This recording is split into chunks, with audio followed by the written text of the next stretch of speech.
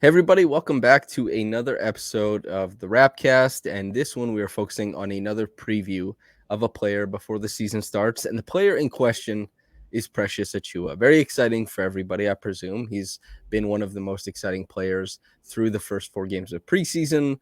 Everybody raved about him in the offseason, and he rose to be one of the most important Raptors during the playoffs as well, the postseason.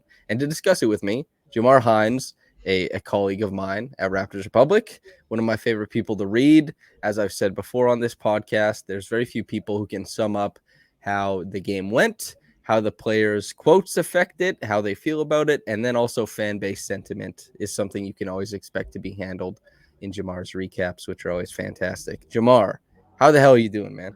I'm doing good, and thanks for the kind words as well. Hey, man, that's what we're supposed to do, right? When you like somebody's work, you tell them and you tell people about it. That's otherwise we're just destined to be crushed by like the bigger media. We have to go That's by true. and word of mouth. Precious Achiuwa, another guy who I think felt maybe underappreciated, is starting to feel more of the warmth. He's no longer the guy who's being pointed at as having the worst true shooting that a big has ever had through a certain part of playing a certain amount of minutes through a certain level of the season.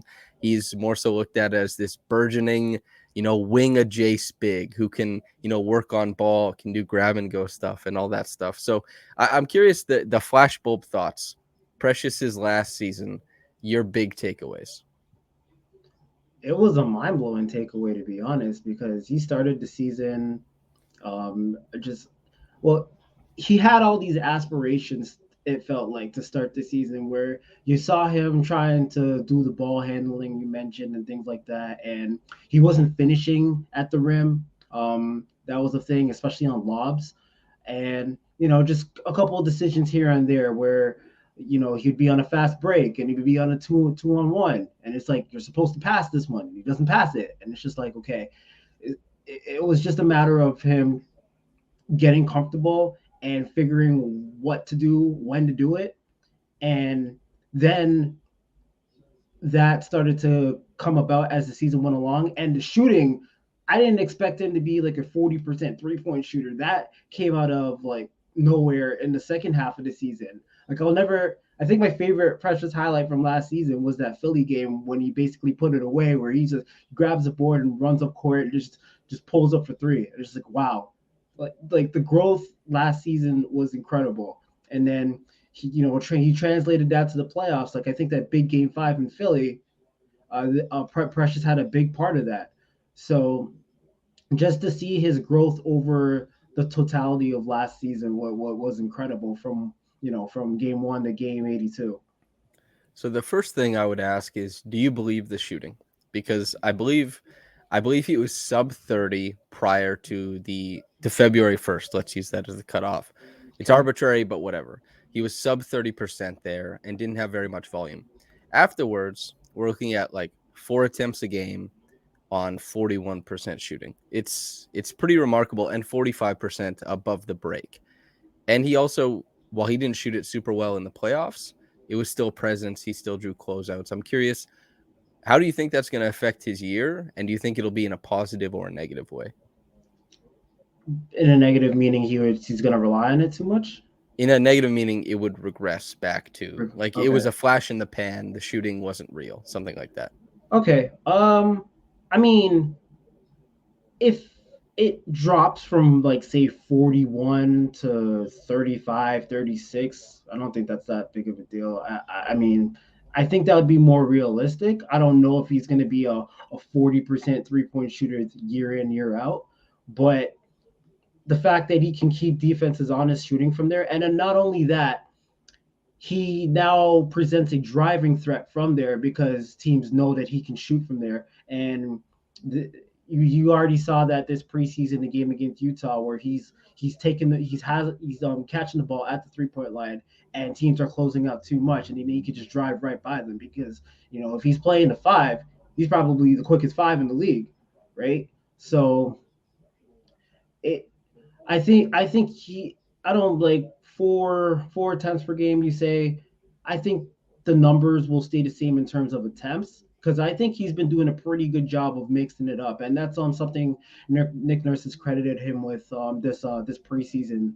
You know, he's mixing up his game pretty well in terms of drives, shooting, and I think he'll be a threat, but he'll be all right from there. And then the defense. My favorite aspect of, it's not as exciting and sexy as when Precious gets like a 5 on roller skates and starts like busting out combos and then gets to the front of the rim for a finish. Or, That he Houston got, game. yeah. Or like against Onyeka Kongwu, he postered him twice over the course of the year because he has like Hmm. the pump, drop, dribble, gather, bang. And, he's had a, and even the series against Philly, he had quite a few times where it's like pump attack that went really well. But the most exciting thing for me is that he appears to me to be competing with OG as the best defender on the team. And OG has a longer track record. He's been able to do it against better players over a longer time. But I think that it's still important to notice that like Precious affects the defense to a significant degree, both in the eye test, in the types of matchups that they're allowed to kind of sift through and work around coming from the offensive end, and then by the numbers. There's a heavy correlation with him helping out immensely. I'm curious what you think about his defense. The mobility helps, whether he's playing the 4 or the 5.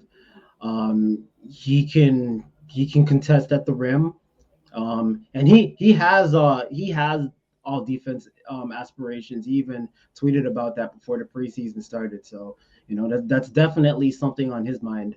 And yeah, I totally agree with you in terms of him being one of the best and has potential to be the best defender on the Raptors. Um, I found you said something interesting, not wrote something interesting not too long ago. You want him to start. Yeah, yeah.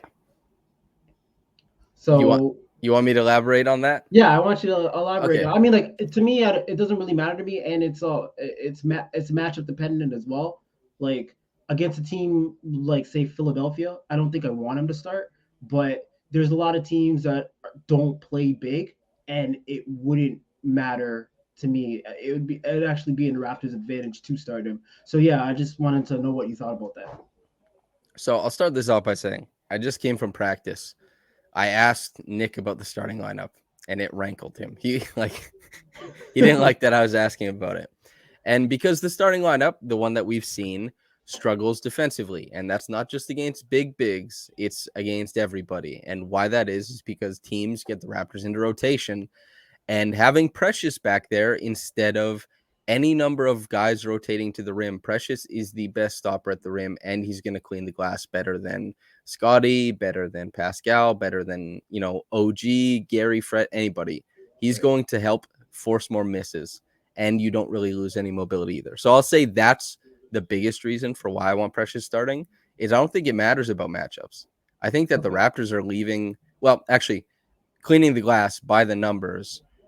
That 5 where you take out Gary and you put Precious in was the best defensive 5 in the NBA last season. It's Really. a small sample size, but it was only 92 points per 100 possessions. They're really, really good.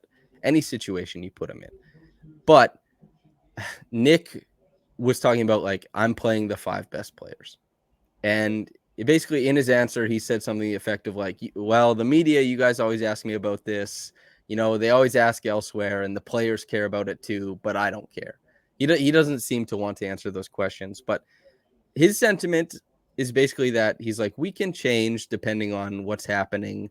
Maybe it's only 3 minutes to put a guy out there, then we switch. And he was more so trying to lean into the flexibility. But I do think that lineup, things have to get better. Like the one that Precious isn't in, the starting 5 we've been seeing, it has like this, it's like insanely bad in first quarters. They have a really Hmm. tough time stopping any offense. And the biggest deal to me is just being able to not sacrifice minutes, because the reason why guys like Pascal and Fred play such heavy minutes is because they're starting from behind the 8 ball. Like Yeah. honestly, that's part of it, right? Is that they have to play so much of the game catching up because they're putting themselves in a hole. And it's their transitional lineups last year worked, especially, we've talked about like the no guard lineups, finding a niche and all that kind of stuff. But the heavy minutes are partially tied to punting the minutes at the start of the game where you're down 8 suddenly, Yeah. after like a 6 or 7 minute That's stretch. a So that's a good point because I totally forgot about that last year. They played from behind a lot to begin games. yeah, and so it's tough to you have to make peace with either Gary and that starting five becoming better defensively, which they very well may, Mm-hmm. um, or you have to try and invest in Precious, that 3-point shot, his ability to attack closeouts, and kind of measure that against Gary's ability to supplement some of what you're doing offensively, and especially some of the actions that you can't run with Precious that you can run with Gary, because Precious can plug in and he'll do a lot of the read and react stuff, weave, grab and go, but he's not going to be flipping, like, let's say the Raptors, they run like motion strong and then they want to curl Gary off of like a staggered screen and then send Right. Fred up. You can't do that with Precious, really, because the defense won't respond. There's little things like that, but I would trust in the read and react system if that's what they're leaning into again. Precious, his ability to attack fives out in space, hopefully to shoot the 3-point shot to get the offense to a point where it's passable, because it wasn't very good last year with that five. But the defense was so good that I feel like you want to lean into it if there's burgeoning offensive skill sets that you have in your five. And with Scotty and maybe OG and definitely Precious, I think there's potential there. If that answer serves No, at all. that's a good answer. What's Um, yours? for me, uh, I, I'm more on the side of I'm just trying to gauge as the season goes along, just to see, because Nurse is always gonna. I feel like Nurse is always gonna mix things up, and sometimes you will see some lineup that you didn't expect. And Precious is going to end up playing somewhere between, I would guess, I don't know, 25 minutes, 30 minutes a game anyway. So I it's going to be, I feel like this is going to be a fluid topic all season, especially if he's, remember a couple seasons ago in Tampa when Boucher was playing out of his mind and everybody was like, he needs to start. I can see the exact same thing happening for Precious if he starts the season off the bench and he's producing at a crazy clip.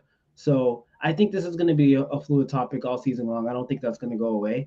The other thing I was wondering about, because the Raptors they're not a high pick and roll type of team. What do you think about Precious potential as a roller?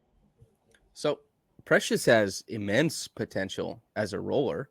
We've seen, like, we can go back to the playoffs against Philly. Philly flash zone, and Precious came up, flashed into the middle of the zone from the bottom, and then actually got the entry pass and had Embiid on an island and got a layup. The fact that his skill set works in that means you can kind of port that into short rolling. Why wouldn't Precious, with his handle, he's really strong to bump around in the middle, and his finishing did get to a pretty good place last year.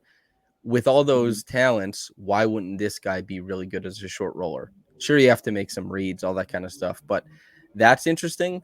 The trouble of it is that, and he's probably, like, as far as fluidity, explosiveness, and balance, the best athlete on the team. Precious is really, really special. That's a guy who should make a really great roller, but he doesn't have the pacing down. And this is kind of, I when I talked to him today and I asked him about, with this extra freedom, what do you like doing most? And he said grab and go stuff. And there was a bit of like snark because he's like, go watch middle school, high school. This is what I've been doing. And I think there's a reason that Precious is more comfortable as a 5-out big, is because he's doing more guard adjacent skills. It's like, Yeah, the closeout, put the ball down. Like, it's not about servicing other dudes, setting screens, finding space, kind of matching the pace in the pick and roll to keep passing windows open. Like, that's what bigs do in the NBA, is they're of service to the guards and wings mostly. yeah. And Precious is in service to himself. And that's not a bad thing. This is a dude who wants to get to his own spots because he's talented, and he's not good. He's just flat out, he's a bad roller right now. He has as you said, like, even when he's unimpeded and he gets to go for a lob, like, he blew a lot at the start of the season. Lewis wrote about it with Fred. It was, Yeah. it was a lot going on. And so that's a skill that people think is simple. That's really difficult. Anybody who's watching this, listening to this, you've played basketball, you're a guard. What happens when somebody tells you, like, hey, start rolling and finding the space off of the guy who's on ball? You won't be able to do it. Seriously, you won't. It's not intuitive. It's difficult. You're navigating new spaces, and Precious isn't there yet. His potential is massive, but I think it's almost even like a non-starter at this point, and they don't use him that way either because he has so much trouble, not only like laying down the screens and being like really proficient for his guards, for his wings, but also it's he's just not very viable as an option on the roll, if you know what I mean. No, I get it. Who would you say is the best roller on the Raptors right now, if anybody? Like, Well, probably so Pascal? no, not even Not Pascal, because Pascal? well, you have to be really diligent to be a good roller. And Okay. Pascal is doing so much heavy lifting, right? Pascal should be the best roller. He should be the best short roller considering his talents. They've had some success running it with Fred, but a lot Yeah. of it turns into switch baiting and stuff like that. It's how they won against the Clippers in early, I guess, late January, late December, early January. I can't remember, Yeah. but they were baiting switches using Pascal as a screener. But anyway, I think it's OG is the best roller. Okay. OG can match pacing. OG is quite comfortable using like the one dribble gather and stuff. He can finish amongst the trees. So OG, I think, is the best, although they typically put him in the corner for spacing. So he's not typically in those actions. They Right. have a bunch of guys who should be quite good at it that haven't fully developed out that aspect of their game yet. So yeah, they don't have the roller to draw the tag typically. They don't have the roller who's going to, really threaten above the rim. They need somebody to develop that. Yeah. And, as far as consistency, considering OG doesn't get it much, Thad is probably the most consistent roller, putting a screen down, getting into space, all that kind of stuff. He could Shooting a probably, little floater once he gets the ball. Yeah. well, Okay. and 'Cause and making those reads from the middle of the floor, right? Like that too. spraying out Yeah. to the corner, lay down passes, or even like a great short roller is a guy who can bait rotations that don't have to come and then make plays from there. And Yeah. that's what Thad made his money on. Especially that was the Thagic Johnson arc for sure. I love that nickname. Yeah. So we've covered like the defense, we've covered the offense. Let's dig down a little bit. Okay. Precious, the offense. We talked about the rolling, but when you think about his game, what is your vision of the future of Precious? Like, you see everything developing now. We see it from game to game. There's a lot of things, but are there things that stick out to you that you think, yes, that will develop? Are there things that don't stick out that you want to see come? What's going on there? I'm trying to think. Yeah. Because we talked about the rolling. I don't like when he's most comfortable, as you said, as a face up big right now, and just going off the dribble, blown by guys. When you, I don't know about a post game, if like if that could be developed. They Um, the Raptors ran, I guess it wasn't a split cut, but Boucher got a layup and Precious had that little, inside hand, little boop pass out of a post up, but it was like high post, which, okay, yeah. So that was cool to see, you know. okay. Then between post game when he drives, developing a little bit of a floater if he can't get all the way to the rim. I don't really see him being a guy to take mid range shots. Nor do I really want him to be. Um, keeping defenses honest from three, and I'm just still super impressed that it's not just in the corners he could shoot them above the break. So I'm super impressed with that. But yeah, just more so into refining those skills. I don't think I'm gonna be as blown away by Precious this year as opposed to last year, because now I can kind of see his potential, like his full potential offensively and defensively.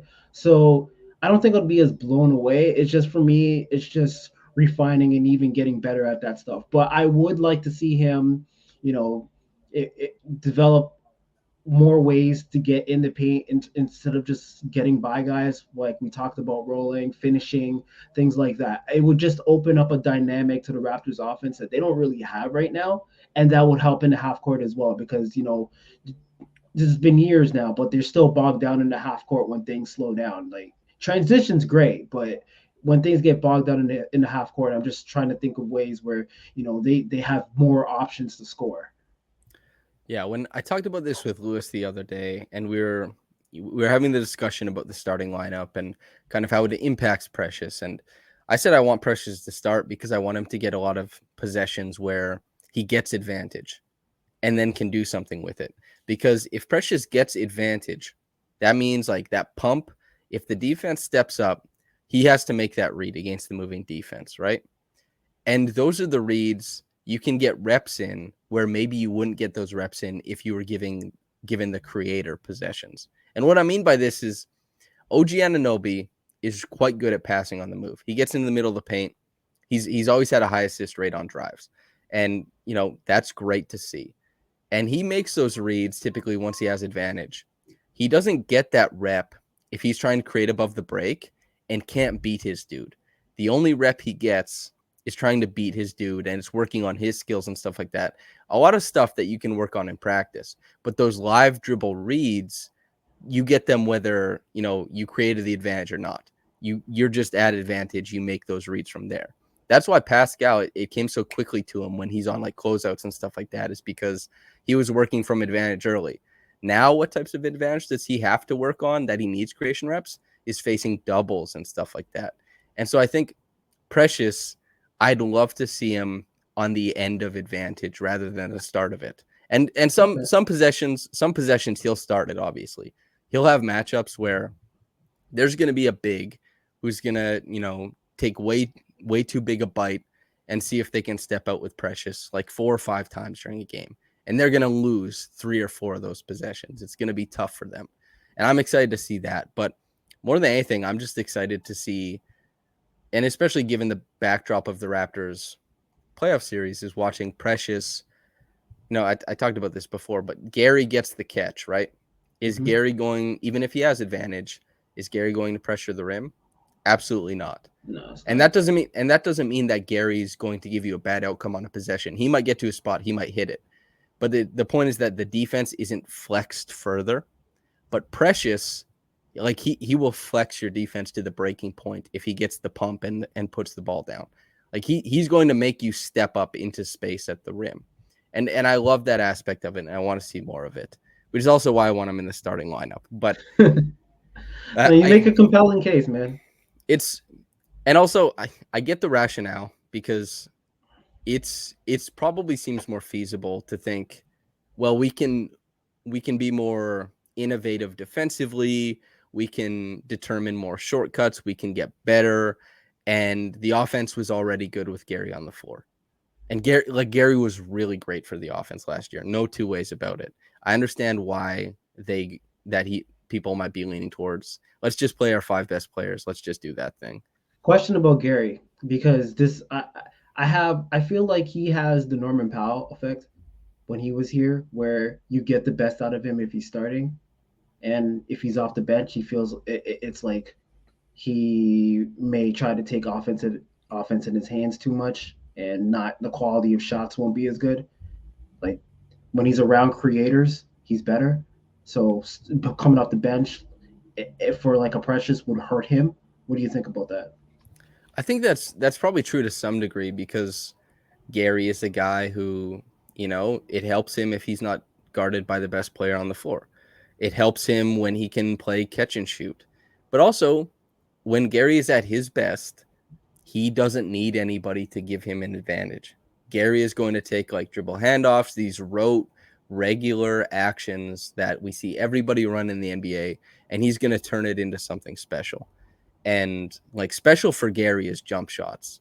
And as long as he can get to his spot, I think you're dealing with a similar variance on his pull-ups in the bench situations as you are in the starting lineup situations, because Gary isn't bending the defense. He doesn't need the defense bent for him, really. It's just about Gary kind of looking a guy and getting to his spots. And he can do that against a decent chunk of players in the NBA. So I would actually I trust like Gary was really great in isolation last year. And, a lot of that is pull up variance. Yeah. Or it's a reflection of just how talented he is as a shooter. I would make the bet that Gary is talented as a shooter and is also a bit of a defensive detriment. That's why I would want Gary in the transitional lineups, and because he adds that supplemental shooting. So it's betting on Gary to be able to carry the bench to some degree, and he's Okay. also he's been making really good reads out of pin downs lately, which is of some note. Maybe it's not to some people, maybe it isn't, and betting on Precious to hit enough threes staying with the starting lineup. But neither of those things have to happen, and I could look like a dummy. So that's kind of how it shakes out. What's your idea for Gary in the starting lineup?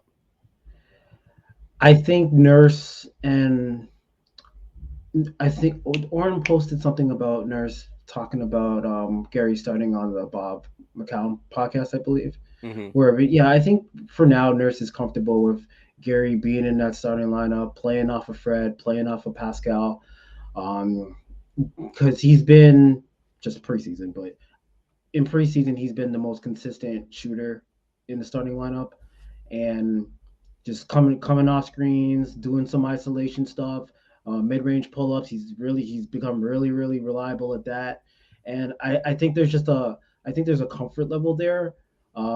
Defensively, uh, he had moments last year where he was an absolute pest with Fred. Both of them were just absolute pests on the perimeter. Obviously, I would think that Precious overall is a better defender, but I think Gary has a pretty. I think he's in a comfort zone where he has a pretty long leash in terms of being in the starting lineup to start the season. I don't think Nurse would change that right away, which is probably why he's agitated when you ask him about that, because he's kind of set on. It seems like he's set on that right now, and then he'll make changes on the fly, as he does when those times come to it. Yeah, but like that's the thing. Everybody cares about the starting lineup, and people are aware of the numbers out there. They're aware of what's been happening, and they're aware of the shortcomings. Like it's the fan bases are not clueless. They the people who write Mhm. about it, or well, some people write about basketball and write great stories. Some people analyze, and some people do both. But the fan base is hearing about what's happening, and there's a few people who can adequately explain what's going right and wrong on a possession. And Nurse, I'm very sorry. I will be a nuisance about this because like there's a disparity, and the players, it's on them and the coaching staff to some degree to, considering they're such a good team, you want to win your starting lineup minutes. The best Raptors teams have had good starting lineups. You have to have like you can't start behind the eight ball. So yeah, I understand why I like you have to ask the questions even if the coach doesn't like it, Yeah, unfortunately. yeah, of But course, of course. yeah, it's any parting shots on Precious Achiuwa, the player, the man, anything like that? I'm I'm just excited to see more of him. Um, in terms of numbers, I could I think he's gonna average double digits per game this season. Rebounds probably around 6 to 7, because he's gonna be probably a top three rebounder on the team because he's just gonna play enough to do so. Defensively, I think you're gonna start to see him in those conversations more as top tier defenders, like not just us. I'm talking people are gonna start noticing that league wide, along with OG and Fred, who should already have an all defense selection, but you know how that season, the first season before Kawhi went, apparently we have too many good defenders to have a particular guy get all defense. But then you have got Boston and Philly who have like three all defensive selections on the same team. I don't know how that one works. So I'm still trying to process that one, but yeah, the reasoning was weird to me. But yeah, I think a small group of people league wide have taken notice of Precious, but I think he's gonna, as he develops more and more, and especially those flashy plays, I think a lot more people are gonna start to take notice of Precious this season because the consistency is there, the comfort's there, and now it's just a matter of watching him grow even more. Yeah, I'm really excited for whatever comes, whether because he's coming off the bench. This is also, despite me advocating for him to start, Yeah. I've always been like, hey, by the way, Gary's gonna start. Like, of course, that's the way it's gonna shake out. But I'm very excited. Whatever lineups, whatever configurations they have for Precious this season, I'm excited for what it looks like. He's gonna be a hell of a player to watch. There's gonna be some frustrating times, but there's probably gonna be way more exciting times. Way more. Way He's more. also the best dresser on the team, so he'll give you the best the best tunnel fits on the way to the game and all that kind of stuff. But Jamar, the floor is yours to plug yourself, whatever you want, before we get out of here. I'm doing a lot of recaps and previews. That's kind of been my niche on Raptors Republic. My handle is below right here, where I have my own opinions and stuff like that during games and whatnot. But yeah, most of my work, there's a link on my Twitter where you could catch all my work on Raptors Republic. I try to do at least 3 to 4 different pieces a week. So I'm just excited for the season to get started. I am very, very intrigued by the schedule to start this season. The gauntlet, the Eastern Conference gauntlet that we're going through right off jump. But I believe the Raptors have the continuity going from last season, having the most players return out of any team in the NBA. I believe they have the system down, the continuity down to survive that gauntlet. But we're getting right into it right away. There's no easing in, that's for sure. Mm-hmm. And for anybody who's listening, you like what Jamar said. This is a guy who recently credentialed at Raptors events, okay, and will be into the future, all that kind of stuff. So make sure you stay tuned with him. If you're a podcast listener, at Jamar BH is his Twitter, so make sure to follow him there. Stay tuned with all his stuff. But thanks for tuning in. Most importantly, on the podcast channel, yes, of course. Thank you on the YouTube channel. Now's the time to like the video if you did, and if you didn't, and you feel kind of like, still like it, it doesn't hurt you. It's only good for us. Precious Achiuwa forever. Thanks for tuning in, everybody, and we'll see you.